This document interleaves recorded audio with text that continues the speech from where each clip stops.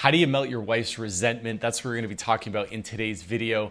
Now, before I get started, it's really important for you to understand that resentment is a killer in relationships. It's something that's got to be dealt with, because if it's not addressed as soon as you feel it, it's just going to percolate and grow, and it's going to become this runaway train that you can't stop. It is also a deep sign of disconnection in a relationship. So there's going to be some emotional decay that's been, the source of the resentment, and it becomes a self-fulfilling prophecy. There's more emotional decay, more resentment leads to more emotional decay. And it's not a good situation to be in. Certainly, if you want things like affection, intimacy from your spouse, from your wife, the presence of resentment is going to be a cork in that bottle. And that's how I want you to see it, that resentment is just a cork in the bottle. It's not the natural way that a relationship wants to operate. Resentment takes a lot of energy from her to maintain, because she's going to have to choose not to see the good things in you and the good things that you do, but she's going to be so pain saturated that she's focusing on the hurt, on the ways that she doesn't feel seen, understood, heard, all of that. And so your job is to not see resentment as this natural way that someone wants to be, because it takes a lot of friction. Instead, you just want to see it as the cork in the bottle. But your job is to understand, how do I uncork that bottle?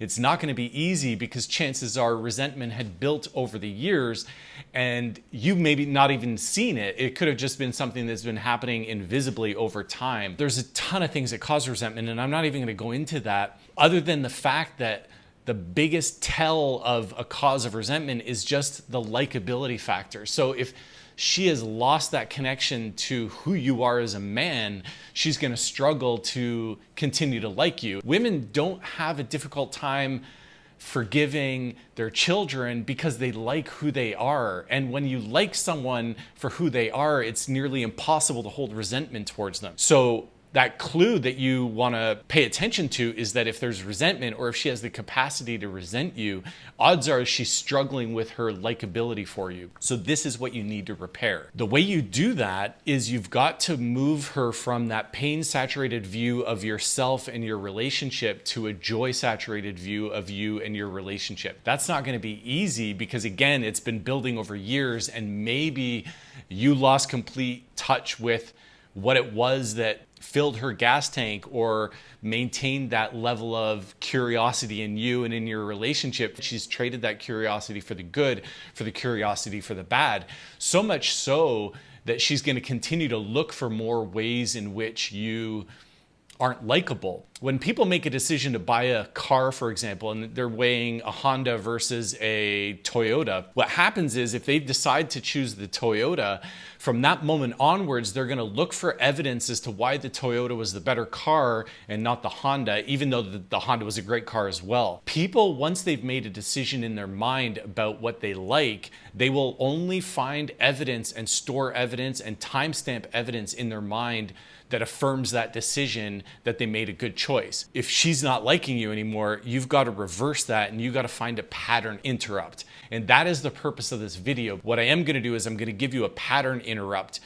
And that pattern interrupt is meant to pull her for a moment out of her pain and reconnect her to the joy in you, in your relationship, which won't solve everything, but it's going to give you that little bit of breathing room so that you can follow the breadcrumbs. And this is really important, because relationships take time to deteriorate, and so they're going to take time to improve. But the only way they'll improve is that you've got to come to her with an incredible amount of curiosity. And this is the number one killer of resentment, is your curiosity. Your curiosity for the positive breadcrumbs. I'm not saying breadcrumbing in the negative sense.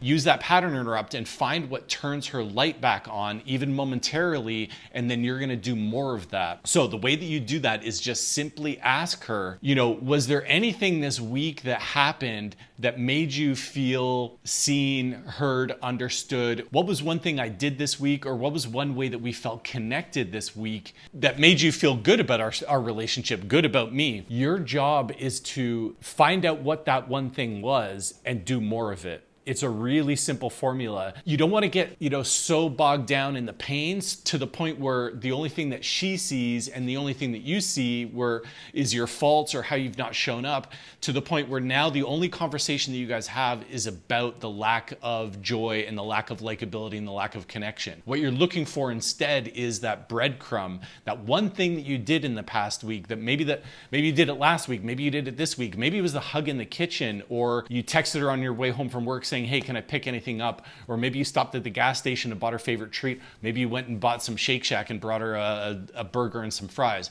Whatever it is, find out what it is that you did that she enjoyed, that she connected to, and then your job is to do more of that.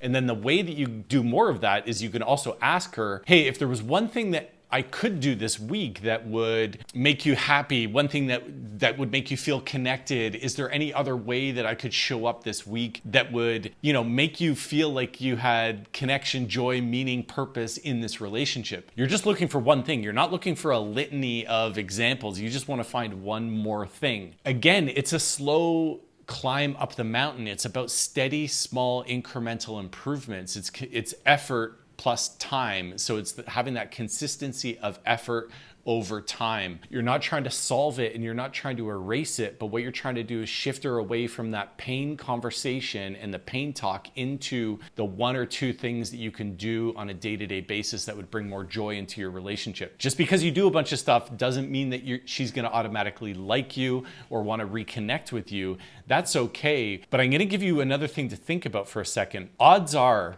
she's having a real difficult time separating from the ways that you've hurt her in the past, or the way that you've made her upset, feel unseen, unheard, all of that. She has lost the ability to see the good inside of you. And this is really important, because I don't care who you are as a man and what you've done, you are always a good person.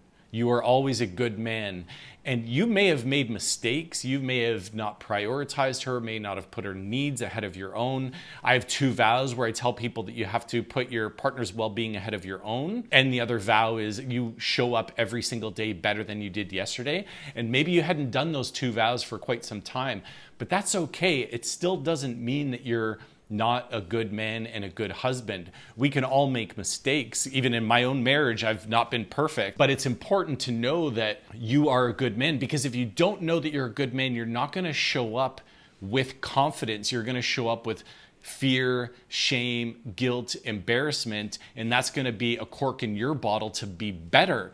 People don't want to improve and show up better in their relationship if they don't feel good about themselves. So part of this video is for me to just tell you that you're still a good man just because you didn't make her feel seen, heard, understood, or that you didn't prioritize your emotional connection. Those were just mistakes that you made in the past. It doesn't mean that you're not a good man. So it's really important for you to believe intrinsically that you're a good man. And again, the reason why I want you to believe that is because I know when you believe you're a good man and you feel it to your core, it's going to give you the confidence to go out and make that effort towards her. She wants more effort, I guarantee it, and that's why she's lost the ability to connect with the joy in their relationship, and all she's seeing is the pain. But if you don't feel like you're a good man, you're not going to make that effort. The point of this video is you're going to follow the breadcrumbs of the joy. You're going to ask her what you did well in the last week, and you're going to do more of that. You're going to future orient her and say, hey, what else could I do this coming week that would make you feel connected to me, that would bring joy into this relationship, that would make you feel like you like me again? You are looking for the breadcrumbs. Remember that. And the only way you want to be looking for the breadcrumbs is if you intrinsically know deep inside that you're a good man, because I want you feeling good about yourself, because people who feel good about themselves show up differently in their relationships. People that don't feel good about themselves, they turn to self-soothing behavior. That could be stonewalling, shutting down, that could be porn, that could be drinking, that could be checking out emotionally, whatever it is. Those are all self-soothing behaviors that people use as coping mechanisms when they don't feel good about themselves. So I need you to feel good about yourself as a man so that you can show up to her with courage, confidence, and clarity to make that effort so that you can give her that side of you, and you can show up with those 2 vows that I've told you, which is to put her well-being ahead of your own and to show up every single day better in your relationship than you did yesterday. The only way you'll commit to those 2 vows is if you believe that you're a good man. I hope this video helped. It's a motivational speech because I think that so many couples end up in this place of pain saturation where they lose the ability to see the person behind the behavior, which that person is still a good person. And if you don't feel that you're a good person, you will struggle really hard to show up in your relationship. So I want you to remember that you're a good man and you can make mistakes. Those two things can coexist. You can have made mistakes in the past and still have been a good man the entire time. It just means that you needed to work on those mistakes. You needed to hear her, listen to her, put her needs ahead of your own, put her well-being ahead of your own. This is my motivation speech to you.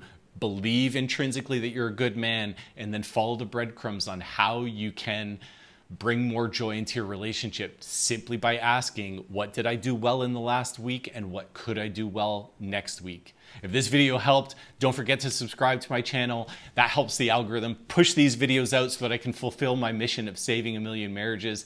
Thank you guys so much. Come over to Instagram and join me. If you have any questions, you can always send me a DM over on Instagram and I'll help you in real time. You only speak directly to me. Thank you guys so much. Take care. Bye now.